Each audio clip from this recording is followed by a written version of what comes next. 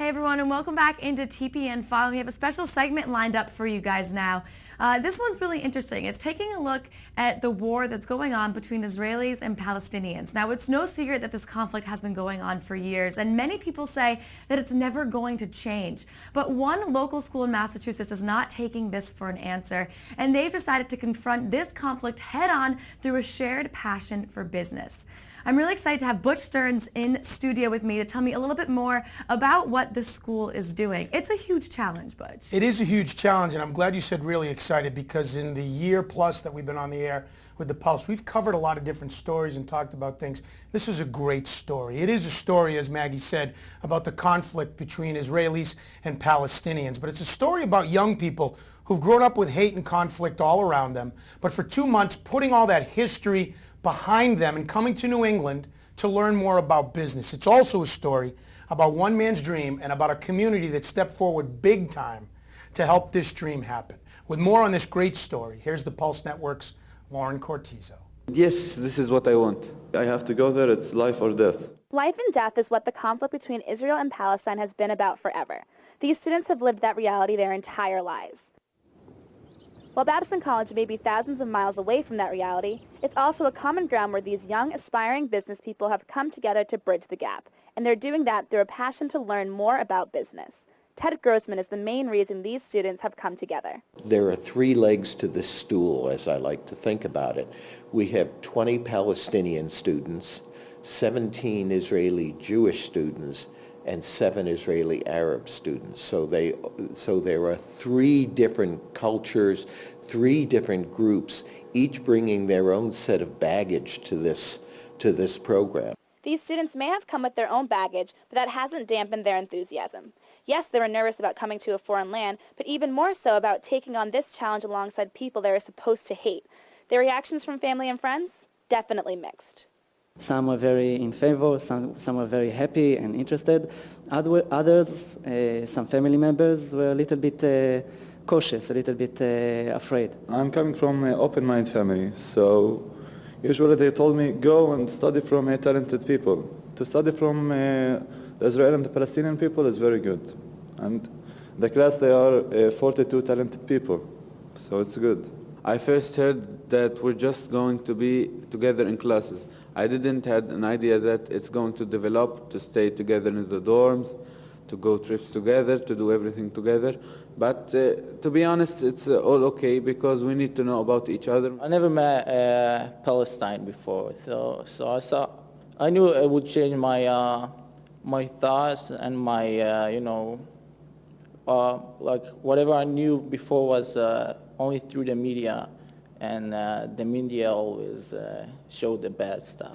The idea of studying with the Palestinians was also sounded very unique and something that probably would be like once in a lifetime chance and experience. When I've learned about the Israeli-Palestinian side of the story, I thought if through this course, through this program, perhaps each one of us can try contributing to having a nicer life back at Israel or the Palestinian Authority, then that's a bonus. That's a great one. Some were excited, others were scared, but they made it to Babson. They've been living together for 6 weeks, and they're finishing up their business plans. So what's it been like so far? It's been complicated. In many aspects, it was positive. We discovered common ground and very interesting conversations. In other occasions, there were some very difficult issues over the gap between the cultures. Issues that were not always possible to reconcile. It's not normal, but it was good. It's okay. There was a very strong sense of a divide in the beginning, but I think that we're going through such an intense program that makes us really connect to each other, and I think it's happening, and we getting to know each other better, and the gap is getting smaller. From week to week, we're learning more about the others, and I think that's the communication better. It sounds like the students are enjoying each other's company both in and outside of the classroom, and sometimes even the outside of the classroom stuff, they'll form even stronger friendships, and they're working on group projects and things like that. So I think that should make a big difference. We are here friends. So we are going trips together. We spend a lot of time together, so we are like a big family now. But will that big family stay so close when the students return to the Middle East? This is something Ted Grossman knows will be a challenge for these students. There's a camp in Maine called Seeds of Peace, where they bring Palestinian and Israeli teenagers for the summer as a way of linking them together. And I explored that and tried to understand the lessons learned from that. And one of the lessons was that things work well while the students are here, but when they go back, the linkages, the relationships fall apart because they have no way of getting together.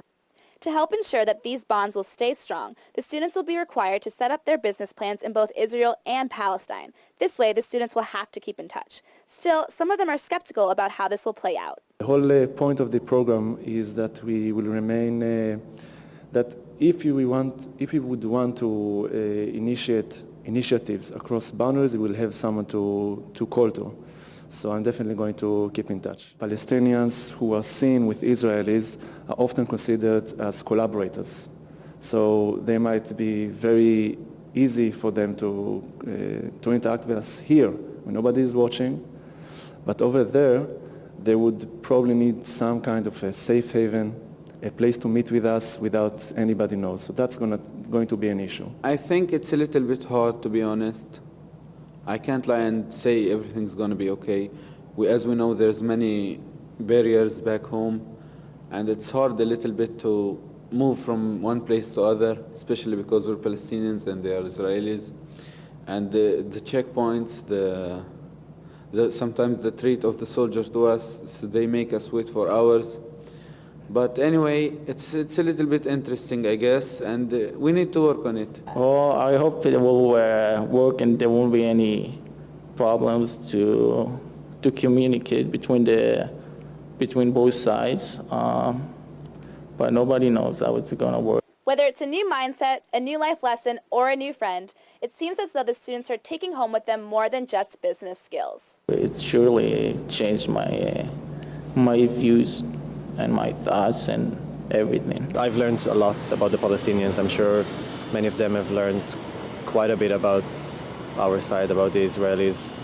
And it's much easier over here and through this program, rather back home when we're passing by each other or in whatever interaction dynamics, to just look at each other as human beings and not focus on the differences between ourselves. Think of the life's lessons, the experiences that these kids, these young students, young business people have gotten while they've been there. In that piece, you saw Ted Grossman. He is the main reason that this program came about. He's been a professor at Babson for 26 years. It has been his lifelong dream, but by no means has he done this alone. He's had a ton of help from the community around Babson and people that he knows to make this happen. For example, while these kids were here, they were welcomed in many, many ways. These are pictures from last month from the St. George's Antiochian Orthodox Church in West Roxbury that hosted a dinner for the students involved in this program. So not only have they been studying together, but they had the chance to socialize, get to know each other outside of the classroom. I mean, this story really is about the students, their past and their future, but also about the School of Babson, the university, the people involved with putting this on, and also about the community that stepped up to help them. An incredible story, and you see the pictures and you see really the friendships, like Lauren mentioned in her piece. There's friendships that they're coming away with this, and lifelong passions, not only for business but for each other. But then you sort of realize that it's ending, that this program is going to be over and that they have to go back home. So what happens then? When does the program end, and what do they take back to their homes with them? It's a great question, Maggie, because the program ends tomorrow, by the way, and the kids go back home. But the challenge when they get back home, and you heard some of those kids talk about it, the conflict is not ending. While it may have been put on hold for them for 8 weeks, when they get back home, there are family members that aren't going to want them to associate with people of the other kind, and that goes on with that. The nuts and bolts are that the program ends tomorrow. They go back to their homelands. They're scheduled, though, in January to meet up here at a place called the Perez Center for Peace in Jaffa. The students will be challenged to make presentations there about their businesses and what they did. And again, keep this in mind, their businesses, when they go back home, they have to put into effect with people from the other side. Palestinians with Israelis, Arabs with Jews, all of this. And any money that they make from this will be donated to charity. So when they go back home, the conflict will still be there, and the challenge for them will be to try to, go forward and take what they've learned and maybe not worry about all that's going on. But that's going to be a hard thing to do because it's what their people live on a daily basis. Well, Butch, thank you so much for coming in studio, giving us a little bit more about this really incredible opportunity and organization. Thanks for having me on Following, Mag. Hey, anytime, Butch. Okay. Anytime. Well, if you guys want to learn more about what Babson is doing, if you want to see this piece, head on over to Facebook and check out the Pulse on Lifestyle. This whole piece will be up on Facebook, as well as some links to Babson and more information about this incredible organization. The Pulse Network. It's social TV.